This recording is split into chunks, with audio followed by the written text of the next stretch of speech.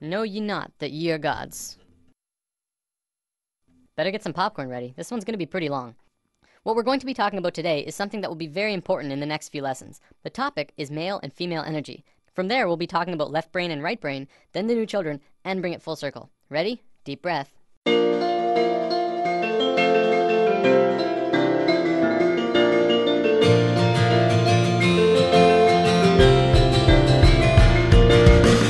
A few weeks ago, we touched upon chakras and how they're at the source of what's affecting your internal systems. What we didn't talk about was the energy flowing within them.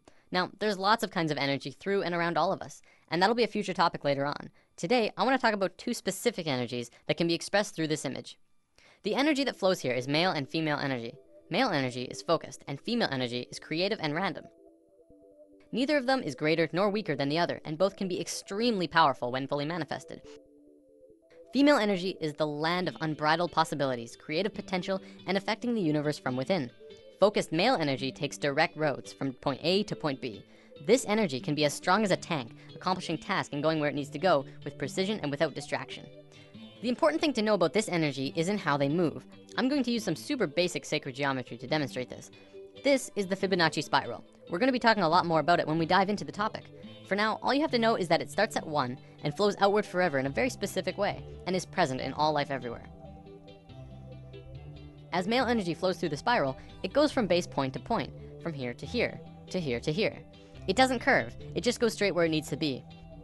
Female energy, however, would flow in the actual spiral. It would go around, going in and around outside all of the lines, but still getting to the same or similar results. This is the graphic representation of how it flows, but it also acts in the same way. From this understanding, you can see how we use these energies in our lives.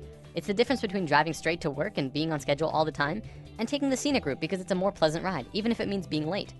It's baking a cake strictly by what it says in the cookbook, and putting it together with what just feels right. It's getting that promotion for working the hardest, and getting that promotion for coming up with the best ideas. Here's a relatable example. It's the difference between Inception and Sucker Punch. Both about dreams, but one of them being the masculine story of professional men just doing their no-nonsense work, trying to get the job done, and the other being the feminine story that was creative and random and, according to many, didn't make much sense. Both male and female energy, like the chakras, have their own traits. Male energy is linear, analytical, strategic, and practical. However, when male energy is constricted, it is very blundering and confrontational, and what tends to occur is not seeing all sides of a situation, or not being open to any other possibility other than the one being pursued. You can see a lot of that in today's society. Most commonly, we call it being closed-minded. Female energy, on the other hand, moves in curves. It does not stay inside the lines. It is creativity and movement and expression and emotion. It can do anything and go anywhere, but it has trouble sticking to schedule. If constricted, it can get out of its flow, running rampant between emotions and mood swings and ideas. The creativity could get jumbled and come out as an out-of-control mess. We don't have this widespread issue in today's society, and it has a lot to do with our brain hemispheres. We're gonna look at that in a moment. One big difference between the two is that male energy looks at parts and female energy looks at wholes. Before I go on, I wanna make this clear. Male and female energy has very little to do with sexual orientation. Like, it's in the mix, but it's not a fundamental part of the energy itself. For example, if you look at the shape of male and female bodies, men have straighter bodies, women have curvier bodies. We'll probably come back to this in a lesson down the road. Okay, brain hemispheres. We have two of them, and if you remember what you learned in grade 10 biology, this will be familiar. The left brain is the male energy side of the brain. It is orderly, statistical, logical, and mathematical. It sees things in straight lines, rational and practical. The right brain is the female energy side of the brain. It is our creative side, a free spirit. It is passion and experience of taste and feeling, movement and art. As is the same with the energy, the left brain cannot make sense out of the right brain. You cannot put feelings and expressions within boxes. They must be felt to be truly experienced. The right brain, too, cannot make sense about how the left brain understands things. Okay, so as a species, we are primarily left-brained. Well, incredibly left-brained. This basically means that as a species, we essentially have a male energy imbalance. There is way too much of it. It is dominant and is constricting on the female side of the brain. Now, don't get me wrong, this isn't a bad thing. In fact, it's kind of a blessing in disguise, but we have to talk about some other things first. So, there's nothing wrong with our female energy. We're just not really using it to potential. Our male energy is really messed up, and that's why we're where we are right now. By where we are, I mean the economical, political, financial, religious, nuclear, dolphin and bee killing global war crisis.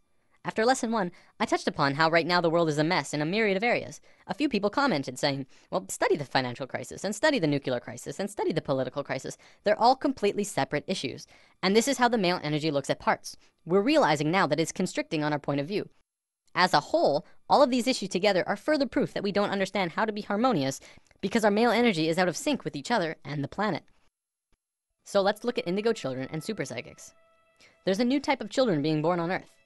Since sometime in the 80s, new children started appearing with different or unusual traits. Their numbers began to increase, and today, nearly 100% of all children born in North America are indigo children.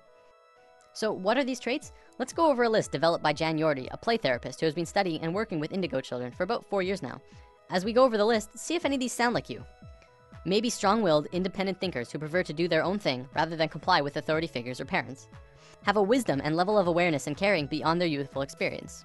Traditional parenting and discipline strategies don't appear effective with these children. If you try and force an issue, a power struggle is the typical outcome. Energetically, indigos are vibrating at a much higher frequency, so they can get scrambled by negative energy easier. Emotionally, they can be very reactive and may have problems with anxieties, depression, or temper rages if not energetically balanced. Are creative right brain thinkers, but may struggle to learn in a traditional left brain school system. Often, indigos are diagnosed as having ADD and ADHD since they appear impulsive. This is because their brain can process information faster, and they require movement to help keep them focused. Indigos are very intuitive, often psychic, and may hear, see, or know things that seem unexplainable. Indigos may have more problems with food or environmental sensitivity since their system is more finely tuned. When their needs are not met, these children appear self-centered and demanding, although this is not their true nature. These children have incredible gifts and potential, and may be shut down when not properly nurtured and accepted. So what's causing this? Well, for one, there are 2 new DNA blocks being activated within these kids. They are microcephalin and ASPM. Both of these blocks are designed to regulate brain growth, giving the kids a broader spectrum of thinking and a newer way of learning. Because of this, the average IQ of an indigo child is about 140, which is 40 to 50 points higher than the average IQ. We're just learning now that our school system's methods of teaching are becoming outdated. It's because our kids are changing. We're going to look at the broader spectrum of why this is happening in a moment. For now, let's move on to the badassery that is the super psychics. These kids are hardcore. They can do anything, literally. Some can move solid objects through walls with their minds. Some are blind, yet they can see everything around them from a myriad of different screens within their head. There are some who can look at a person and know absolutely everything about a person just from looking at them, including when they'll die. So why haven't we heard about this? You'd think this would be huge in the world. Well, for one, almost all super psychic children are in China, and almost all of the evidence is hardly ever rendered into English, although some of it does make it into the public in China. If you want to learn more about this, the book China's Super Psychics by Paul Dong and Thomas Raphael is a great starting place. Before we wrap up, we totally have to bring this video full circle. What on earth do the new children have to do with male and female energy? Isn't it obvious?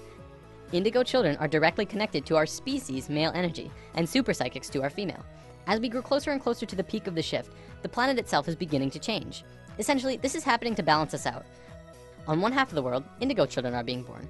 On the other half, super psychics. They are here to help the consciousness of the planet in an incredibly crucial time.